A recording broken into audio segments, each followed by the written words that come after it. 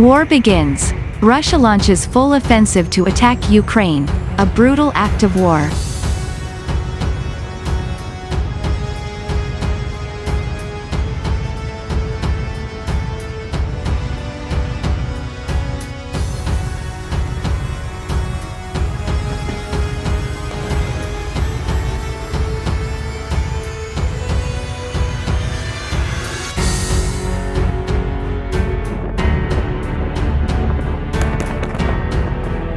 Before dawn Friday, more explosions were heard in Ukrainian capital, Kyiv, as Russian forces continued their assault.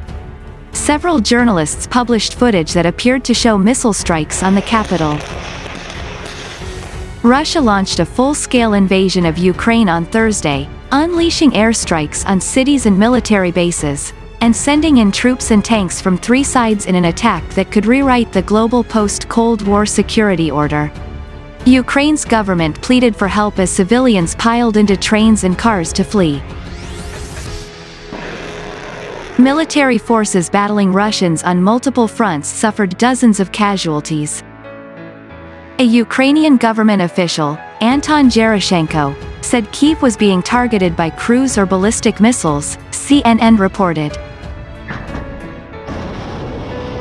On Friday morning, Zelensky made another appeal directly to Russians watching the invasion from home as Ukrainian officials braced for an attack on Kyiv. Tonight, you began bombing residential areas in the hero city of Kyiv.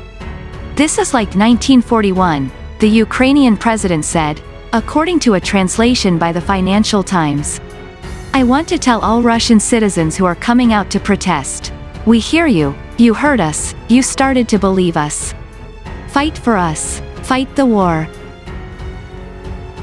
A day earlier, Russian President Vladimir Putin ignored global condemnation and cascading new sanctions as he unleashed the largest ground war in Europe since World War II and chillingly referred to his country's nuclear arsenal. He threatened any nation trying to interfere with consequences you have never seen, as a once hoped-for diplomatic resolution now appeared impossible. Ukrainian forces sought to fend off a Russian barrage of land and sea-based missiles, an attack that one senior U.S. defense official described as the first salvo in a likely multi-phase invasion aimed at seizing key population centers, decapitating Ukraine's government and installing a new one. Already, Ukraine officials said they had lost control of the decommissioned Chernobyl nuclear power plant, the scene of the world's worst nuclear disaster. Russia has embarked on a path of evil, but Ukraine is defending itself and won't give up its freedom, Ukrainian President Volodymyr Zelensky tweeted. His grasp on power increasingly tenuous, he pleaded Thursday for even more severe sanctions than the ones imposed by Western allies and ordered a full military mobilization that would last 90 days. Zelensky said in a video address that 137 heroes, including 10 military officers, had been killed and 316 people wounded. The dead included all border guards on the Zemeny island in the Odessa region, which was taken over by Russians. Zelensky said in the address that Russian saboteurs had entered Kyiv and said intelligence found, "The enemy has identified me as the #1 target. They want to destroy Ukraine politically by destroying the head of state," he said, adding that his family was the #2 target.